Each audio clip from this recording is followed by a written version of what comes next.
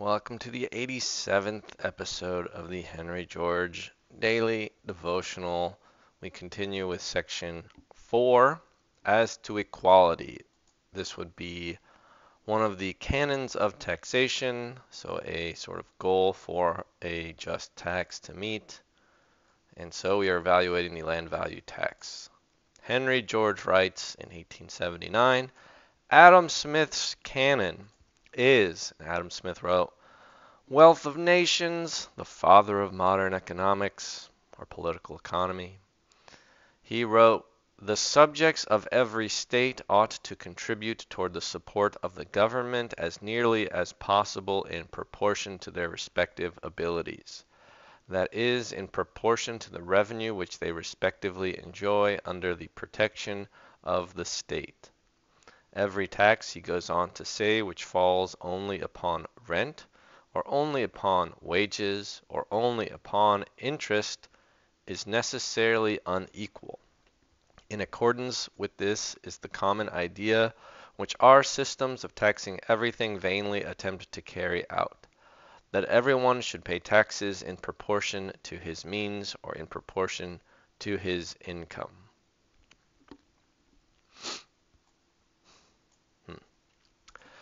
But waiving all the insuperable practical difficulties, insuperable meaning difficult or a difficulty or obstacle impossible to overcome. In the way of taxing everyone according to his means,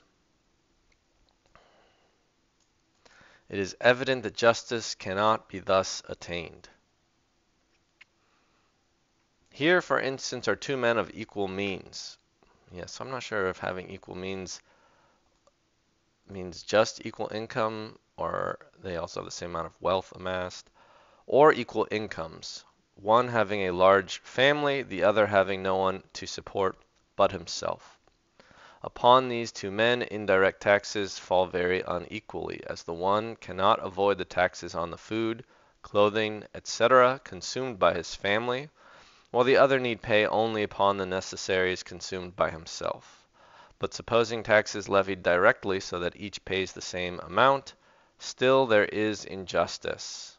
The income of the one is charged with the support of 6, 8, or 10 persons, the income of the other with that of but a single person. And unless the Malthusian doctrine be carried to the extent of regarding the rearing of a new citizen as an injury to the state, Malthus being our favorite overpopulation theory to bash. So if we do not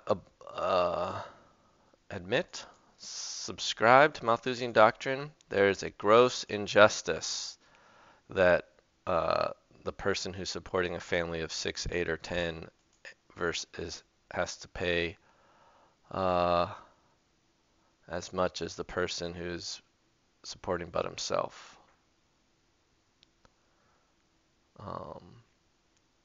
But it may be said that this is a difficulty which cannot be got over, that it is nature herself that brings human beings helpless into the world and devolves their support upon the parents, providing in compensation therefor her own sweet and great rewards. Very well then, let us turn to nature and read the mandates of justice in her law. Nature gives to labor, and to labor alone. In a very Garden of Eden, a man would starve but for human exertion. Now here are two men of equal incomes, that of the one derived from the exertion of his labor, that of the other from the rent of land. Is it just that they should equally contribute to the expenses of the state? Evidently not. The income of the one represents wealth he creates and adds to the general wealth of the state. The income of the other represents merely wealth that he takes from the general stock, returning nothing. The right of the one to the employment of his income rests on the warrant of nature, which returns wealth to labor. The right of the other to the enjoyment of his income is a mere fictitious right, the other here being the land rent collector. Okay, it's a short one. The creation of municipal regulation, which is unknown and unrecognized by nature. Oh, yes. his income is from the creation of municipal regulation, which is unknown and unrecognized by nature. Yes, a title deed. The father who is told that from his labor he must support his children must acquiesce, for such is the natural decree. But he may justly demand that from the income gained by his labor not 1 penny shall be taken, so long as a penny remains of incomes which are gained by a monopoly of the natural opportunities which nature offers impartially to all, and in which his children have as their birthright an equal share. Yeah. And the thought that comes to mind for me, you know, one well-to-do man or woman might have or own a 1 bed or 2 bedroom apartment with a, bathroom, kitchen, a couple rooms, dining room. And a family would own, maybe a 3 bedroom, 2 bath house or something. Slightly bigger, but definitely not if you have like 2 or 3 kids. It's still not going to be, you know, 5 times bigger. So in some sense, while a family does, you know,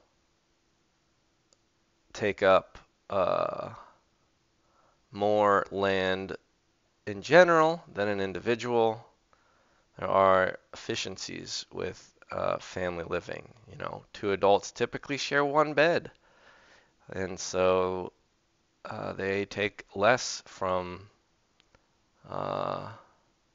the commons than if the 2 people stayed separate, generally speaking. Adam Smith speaks of incomes as enjoyed under the protection of the state, and this is the ground upon which the equal taxation of all species of property is commonly insisted upon, that it is equally protected by the state, that it is equally protected by the state. The basis of this idea is evidently that the enjoyment of property is made possible by the state, that there is value created and maintained by the community, which is justly called upon to meet community expenses. Now, of what values is this true? Only of the value of land.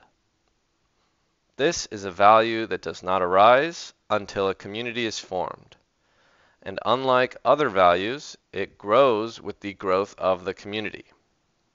It exists only as the community exists.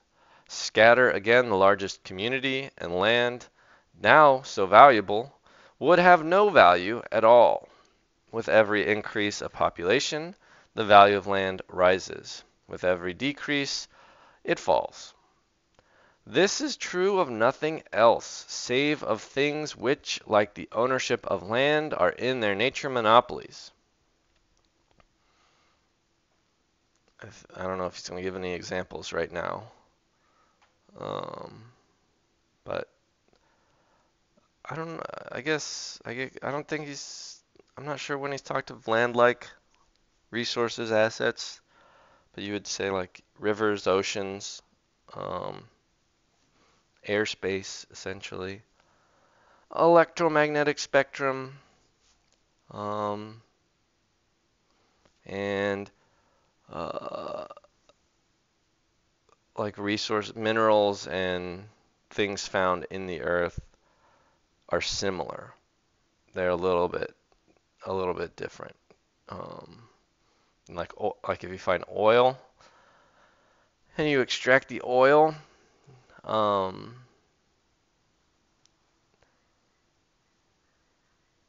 mean, it's different than just simple land because it gets consumed. But it's still,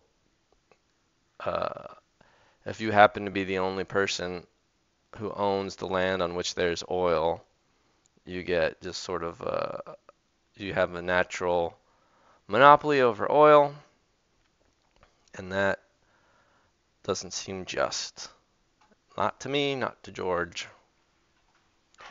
The tax upon land values is therefore the most just and equal of all taxes. It falls only upon those who receive from society a peculiar and valuable benefit, and upon them in proportion to the benefit they receive. It is the taking by the community for the use of the community of that value which is the creation of community. It is the application of the common property to common uses. Yes. Yes. When all rent is taken by taxation for the needs of the community, then will the equality ordained by nature be attained. No citizen will have an advantage over any other citizen, save as is given by his industry, skill, and intelligence, and each will obtain what he fairly earns. Then, but not till then, will labor get its full reward, and capital its natural return.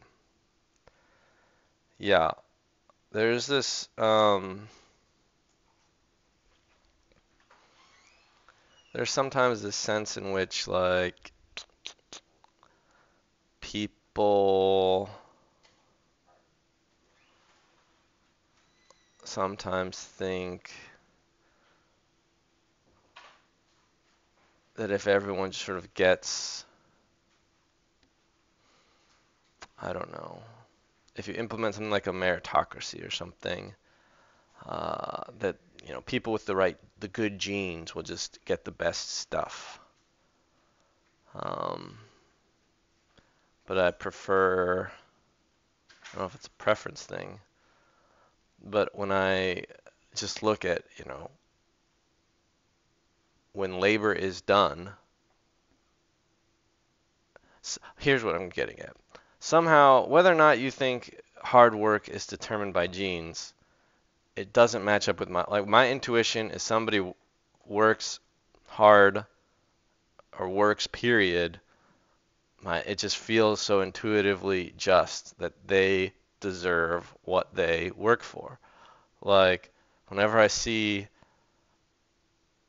like an athlete achieve a goal, especially like in more like we have the Olympics coming up. If it's like in a track and field event or something, not head-to-head competition, and they lift something super heavy or they run super fast, it's like the highest compliment is like how much they worked for it. I mean, clearly those people also have a lot of genetic advantages. Anyway, I'm just saying my intuition is that labor is mostly a result of a choice of from your own will, free will or not free, who knows, but it is mostly a choice made by an individual to work hard, to do the thing, to exert themselves. It is it's not simply just a reward to the genetic lottery. Although I know some people will argue that the genetic lottery probably is what determines whether you work hard or if you're lazy. And I don't have a very good scientific-y argument against that, but I would challenge them to provide one for that. And it just doesn't match up with my own sort of moral intuition that labor should get its full reward and that labor is available to anybody who wants it, so to speak. Or it should be available to anybody who wants to labor, and then it's not. I'm not sure what I'm trying to say. So I will stop. All right. I'll see you next time for Chapter 4, Endorsements and Objections.